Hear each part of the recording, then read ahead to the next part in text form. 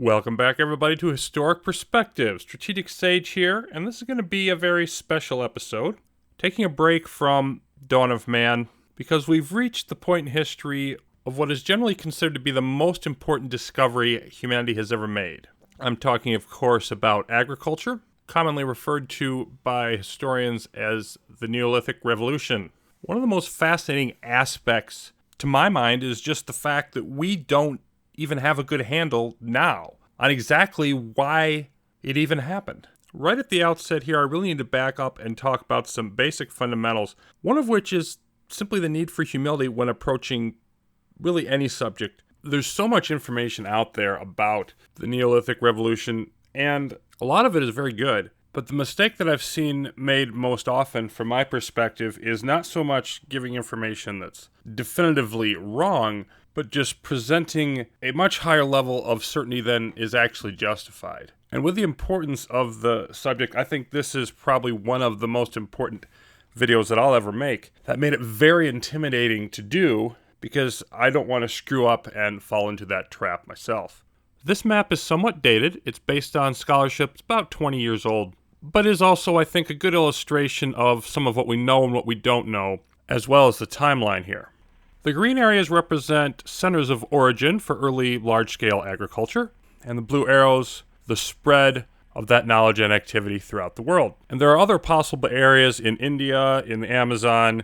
Some people think that agriculture developed natively in Egypt as opposed to being an import from the Middle East. There's debate about all these things. But even if the centers of origin on this map are half wrong, like half of them spread from somewhere else, that wouldn't change the fact that agriculture was an independent development in several places around the world, and that it also tended to develop in temperate regions, relatively close to the equator. And this did not all happen at the same time or even close to it. There seems to be a strong consensus that the first location was in the Fertile Crescent, approximately 9,000 BC. After that, the Yangtze and Yellow Rivers in modern-day China, maybe 7,000 BC, and then it gets murky at that point. There's widely varying dates, for example, in the Indonesian area, New Guinea, Western Hemisphere, North and South America. It's typically thought that we're looking at much later times, 2,000 to 3,000 BC, several thousand years later, but it's been suggested it could have been way back earlier near the beginning of Holocene to 8,000 or 9,000 BC. Of course, when we talk about early agriculture, we're not talking about anything vaguely resembling the modern conception of farming. Precise large-scale terraforming to facilitate rice terraces or row upon row of multicolored crops, massive machinery for irrigation, and a myriad of other purposes. We're just talking about simple, hardy food sources, mostly grains, but some of the other founder crops were those we've seen mentioned in Dawn of Man, peas and bitter vetch and other legumes, and so on. And of course, none of those plants looked like their modern versions do today.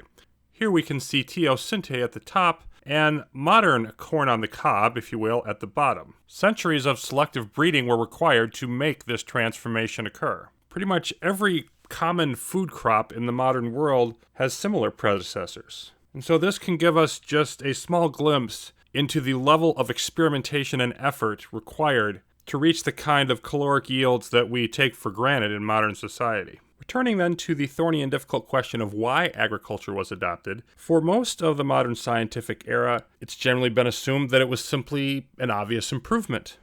And this, in fact, is what I was taught. But as we've observed earlier in the series, a foraging and hunting lifestyle was not as difficult, afforded more leisure time. We estimate about 15 hours a week of work was required. And it is also thought that life expectancy was somewhat higher as well. So if agriculture is more difficult, why would it ever be adopted? And there's been a number of theories proposed for this. The first one is the oasis theory. And that's the idea that early in the Holocene period, coming out of a more volatile glacial time, there were disruptions in habitats and climates for game animals, what plants would grow well and where, and so that animals and humans would cluster together in regions by good water sources and would no longer be able to migrate widely beyond those due to scarcity during that transition. The problem with this is that there had been earlier warming and cooling periods when you didn't really see any agricultural development. And so those two things don't really map together. It's been suggested that perhaps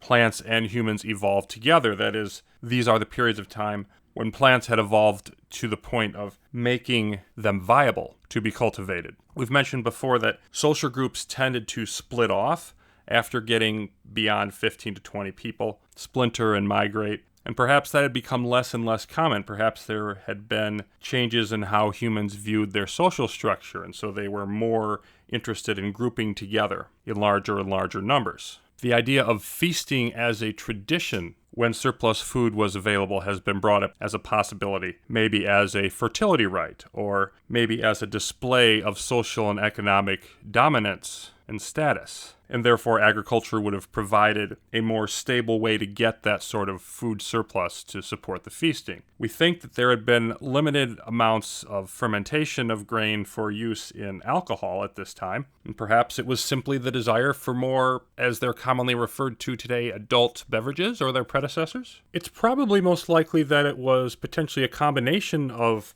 multiple of these factors or others, and it's also extremely possible that it wasn't even the same reason or group of reasons everywhere, particularly given the difference in time frame. Perhaps agriculture developed in the Fertile Crescent for one reason, and for a different reason in China, a different reason in the Western Hemisphere, and so on. There have been a couple of modern discoveries that I think shed light on what may be the most likely scenario, although it is certainly not something I would want to be anywhere close to dogmatic about. The most recent was announced just 5 years ago with discoveries at the Ohalo 2 site in Israel. And this one is still controversial, partly because it's so out of step with what was previously thought. They found evidence that approximately 23,000 years ago, at least 10,000 years prior to what was previously indicated in other discoveries, evidence of systemic experimentation with plant cultivation. And this would have been before a lot of the climactic upheaval and turmoil in the late stages of the Pleistocene era.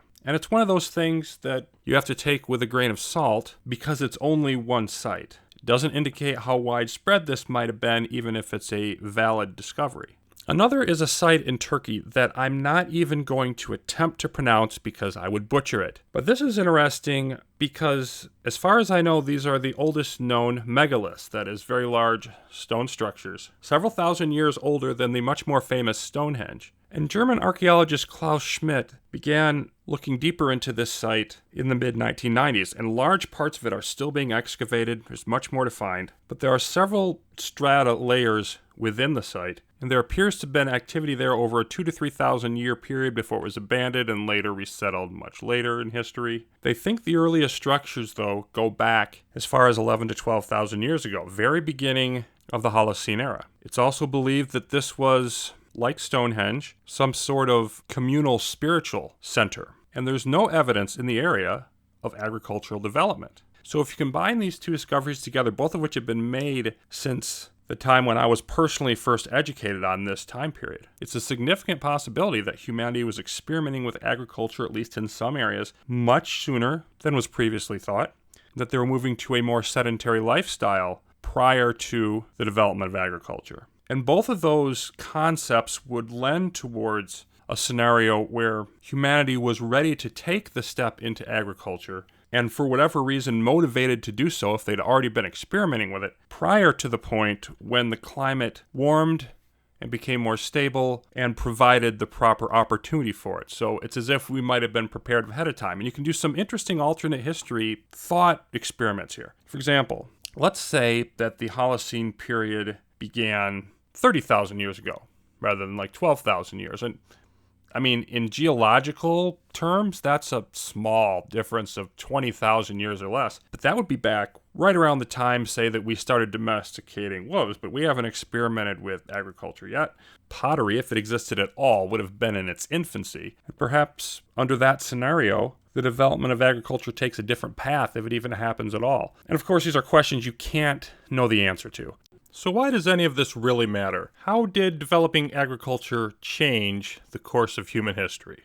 Initially, possibly not all that much. But as time passed and we became more adept at it, the food supply grew and became a lot more stable since it could be stored for longer periods of time, and structures perhaps similar to this granary would be built to store grain or rice in the case of Asia, or whatever crops were being cultivated. And that led to the first major boost in population growth. And this is something you can see throughout history in agricultural societies. Whenever the food supply improves, population growth takes a boost. But there's also another more basic reason contributing to this as well, and that's simply the removal of the economic incentive to kill ourselves. As we've discussed before, infanticide was rampant in Paleolithic societies. Some researchers think as many as half of all children were killed by their own parents. The most common estimates at about 10,000 BC are that total human population in the world was approximately 4 to 5 million people, and was quite stagnant, barely growing at all. A lot of that due to simply the harshness of living in a glacially active period of history, climate upheaval, and of course, just the fact of keeping population down intentionally so people didn't starve. Over the next several thousand years, there's an accelerating increase in that growth rate. The most recent studies seeming to indicate a doubling of population less than every 2,000 years. That may not sound like a lot to us, but it's a massive leap comparatively speaking. Of course, those groups that remained in a hunting and foraging mode of living would not have kept pace with this. And so simply due to sheer numbers, they would have gradually, steadily, inexorably been squeezed out by the agricultural societies, which would become more and more dominant without even throwing in any other factors. To accommodate that larger population, villages grew into towns with increasing farmland surrounding them, and then into larger towns, and then into cities. And this, of course, has far-reaching secondary effects well beyond what would be evident simply from observing we can grow wheat now. And in a summary like this, I can only pass over them in the most cursory fashion. Having a food surplus means a certain amount of people don't have to be involved in producing it all the time. And when everyone's not preoccupied with the concern of where's my next meal coming from, some of them can do other things. Beginnings of division of labor arrive. Artisan professions, producing pottery and experimenting with tools and different types of building techniques for all of the new structures that we're needing, and a whole host of other things. Since the population is centered in a fixed area, trade between settlements, especially along major waterways, naturally develops. Partly to facilitate that kind of cultural exchange, early forms of writing emerge and then are refined. Political, economic, and social systems evolve and become more complex to deal with the demands of larger communities. A sedentary lifestyle also lends itself to developing the natural resources of the land. And clearly the primary aspect of that is just reasonably flat, well-irrigated territory for farming, but there's also the use of the timber that's cut down to clear space for that. Experimentation with various types of rocks will eventually result in the development of metals, which we know as the Bronze Age and later the Iron Age. Of course, this is not without price, with good land now of paramount value to support the largest, strongest, most prosperous settlements. It's natural that neighbors that are perhaps not quite as well off will resort to violent attacks. The rising population leads to rising competition, and eventually, war becomes more and more commonplace. Long before that, shortly after the advent of agriculture, domestication of animals provides many benefits, diversifying the diet, new food sources, helping as beasts of burden, protecting food stockpiles from vermin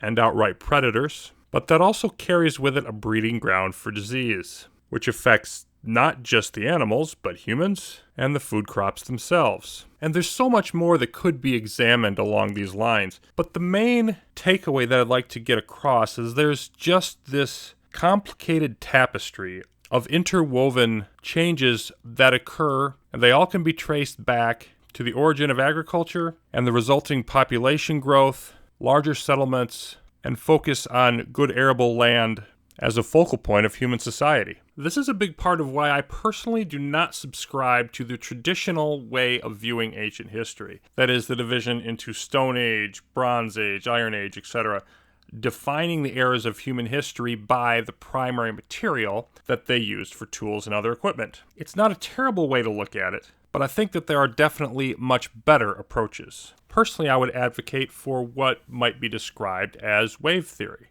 And this is certainly not at all original to me. The concept was perhaps brought forth to prominence most notably in the 1970s by Alvin Toffler. Toffler is an inspiration to many futurists, or those like myself who, from a merely amateur point of view, enjoy history and futurism. His first major book, Future Shock, dealt a lot with the implications of the rise in computing and globalism, and even more so, the very rapid pace of change that would result and which society was not prepared for. At a time when those concepts weren't really at the front of the public mindset, but his work went a long way towards popularizing them. And he predicted many things. Some were totally wrong, the idea that we would be living in underwater cities, and others were right on in terms of foreseeing mobile electronic devices, for example. And it's important to remember the time in which this was written. 1970 is as close to the Turing machine as it is to the internet, and it's 2 full generations before where we are today. It had just been a few years before this that the silicon microchip just started being deployed in commercial applications, and the startling advance of mini computers that could fit within a single room. It's easy to laugh at that now, but even from that early point, Toffler realized much sooner than most that what he referred to as the third wave information age would revolutionize society. For present purposes, let's pull back and take a look at the wave analogy a little bit further. Consider briefly the basic architecture of a wave. The highest point, or crest, is noticeably imposing. In between waves, you have the trough, much closer to, if not at, the typical surface level of the body of water. Now, a long distance away from the shore, a wave might be barely noticeable. But if you want to get out of its way before it hits, this would be the best time to move. And of course, not all waves are created equal. Depending on the resistance at the shoreline and the size of the wave, less ground might be covered by the impact when it eventually does hit. So in all of these ways and others, waves are, in my opinion, a very useful analog to the major upheavals in human society over the course of history. Alvin Toffler advocated, in my opinion correctly, for recognizing 3 momentous waves that reshaped both human society and how people experienced life individually. And that therefore, in comparison, the times between those events, or the troughs, while not insignificant, were relatively speaking not as important. And also periods in terms of the rate of change that were much slower and more stable. These 3 waves then divide human history into 4 periods. Hunting and foraging societies, the great balance of human history. Then we hit the first wave, agriculture, which has yet to cover the whole globe, we might observe. But it did wash over, if you will, most of the world, and was the dominant pattern of living for several thousand years. Then the second wave is industry. We'll get more into that later, but again, the world becomes increasingly industrialized and developed, and there aren't that many parts of the world right now that are strictly agricultural or nomadic. And the third wave is the information age, which is right now very much in motion. And it should be self-evident that without the first wave, you can't have the other 2, or any possibility of a much-debated fourth wave that could possibly be to come. And as dramatic as the effects of the second, third wave are, I would say the first wave of agriculture, unquestionably, the largest of the 3. There's also an ethical quandary raised by agriculture and the subsequent developments that is much easier to dismiss than it is to deal with in an honest and straightforward manner. Because at this point, humanity begins to get mastery over the environment, begins to reshape the world, small pieces at first, gradually escalating. But what is our responsibility to that environment? How are we justified in destroying or even just altering the world around us for our own benefit? And as with any issue, there is no lack of extremes that you can find on this. Ecosexuals believe we should literally love the earth instead of seeing it as a resource to exploit. Antinatalists believe that procreation is a net negative, and some of them for the reasoning that humans destroy the environment, therefore the world's better off without us. And then, of course, on the other end, one could simply view the natural world as something to be consumed. Strip mine it all if you feel like it. It's just a tool. Tools are to be used and discarded when they are no longer useful. And while I have no intention of proselytizing, it's only fair that I say openly what my own worldview is, because all of us are biased in our conclusions. by the worldview that we use to interpret reality. And I do believe the physical world was given to us by God to exploit responsibly. I believe very much in the ethic of stewardship. That is, that we should not cause unnecessary damage to other species, should preserve and conserve where we can, and that there's a responsibility to renew nature wherever possible. And regardless of whether we want to deal with our relationship with nature as a species, we have little choice in the matter. We're fast approaching a point where the sheer economic pain of the changes our activities are causing in the planet will force us to deal with that more head-on than perhaps we'd like. In the hopes of illustrating my thought process on this, here's a few pictures I had the opportunity to take recently in the small city where I live. This first one, I'll be very impressed if you spot anything in the frame that smacks of man's interference with nature. It's just a river with trees on both sides. On the left, if you're sharp-eyed, you see a couple geese. But you never know by looking at it that if you turn to the left, there's an auto repair shop. Turn to the right, there's a hill, and beyond that, some residences. But of course, if you look outside the frame, things are different. That is, the fact that you can even take a picture with a camera that's made of all sorts of components extracted from the earth. And of course, the vantage point here is from several feet above the river because I'm standing on a bridge. This still looks mostly natural, but it's a little bit more mixed, a little bit more subtle. There's a bridge and some wires, a pathway all in the background. Look at that island of land in the river. Can't really tell if that was sort of carved around man-made or that was the way that the river naturally flowed.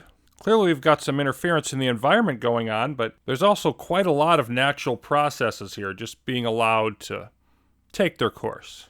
This is a lot closer to a 50-50 split. I'm underneath a bridge here, looking across at a power station. You got the concrete embankment there. The river in between is still pretty much doing its thing, but clear evidence of human construction. This is not so subtle, both visually and orally. The sound of the rushing water underneath this bridge, echoing off all the concrete, is just, it's nearly deafening. Concrete in the rocks on the side. The water has been pushed together and narrowed into a bubbling, foaming white stream, and that carries downriver to the pictures we've already seen, which of course illustrates the whole unintended consequences idea. Over the decades that this has been in place, the entire flow of everything, small aspects of the ecosystem for all of the bugs and the fish in the water, the way the river flows, how wide and narrow and fast and slow it is at various locations, all of that very much impacted by this location, even though you can't see those effects very far downstream. So a philosophical question worth pondering here might be, which of these images would you say represents man's ideal relationship with nature? I don't want to belabor this too much. This is far from the only ethical issue to ponder, if you will, from this period of history. I mean, another very obvious one would be just war theory. Under what conditions are we justified in fighting and perhaps killing our fellow man? Is resources good enough reason? Did they insult our half-brother? Is that good enough? Did they spit on my sandal? Some perceived slight that just resulted from a breakdown in communication because I don't understand them very well. They look at me the wrong way. I don't like their haircut. They tried to assassinate our leaders. Small antagonizations over a long period of time. One severe act at once. And my goal here is not so much to provide answers, is it just that we would think about these things as we're going through the historic perspectives. It's very important to me to stay rooted to the experience, to the struggle, the emotional content of not being simply a dry recitation of facts, but people who lived through these times did not have our perspective. They didn't know that the things they were doing were going to shape humanity for millennia to come, at least in most cases. They just had their own little patch of land, if they even had that. They wanted to survive, they wanted to live a long life, they wanted love and comradeship and comfort to the extent they could get it. They wanted to live and not starve. How do we, each of us, live in a way that recognizes and reconciles those two things, the big picture and the small picture? I have far more questions than answers. But as I look at these pictures I've taken, one of the things that occurs to me is how often in a given day, week, month, year, do you look and see nothing that you haven't interfered with and shaped? Never mind the rest of humanity, just you. Whether it's in your room with your own personal organization there, or you're driving around and your vision, the first thing in your vision is the view from the inside of your vehicle, or your regular places where you shop or work or do various other errands. How often do you get away to relax and ponder and, as the saying goes, take only memories and leave only footprints? So the process of sort of exploring these ideas in my own mind, it constantly renews my perspective, and that's one of the reasons why I feel compelled to do this series. Because there's so much I've learned about history already in, what are we, almost 10 episodes deep? There's so much more I have yet to learn, and I need the constant reminder, the humility of remembering that I'm just one person in this grand drama, and the things that I consider problems would not have risen to the level of an inconvenience for most of the people who have lived on this planet. So I'd really like to hear from all of you. What did you think of this episode? What do you think of the series so far? What can I do better? Would you like to see more gameplay and less history, or less gameplay and more history? What things have I glossed over or spent too much time on? Should I spend more or less time on sort of the philosophical life application thoughts? I'm figuring this out as I go along. Got a decent handle where I want to go with it, but I really value your feedback on that direction. So let me know what you think. Aside from that, Dawn of Man the game will return next episode, as we'll be making the jump to agriculture with the village of Inception and seeing what new challenges await us there. Till then, thanks for watching, everybody. Appreciate you. More historical perspective coming up soon.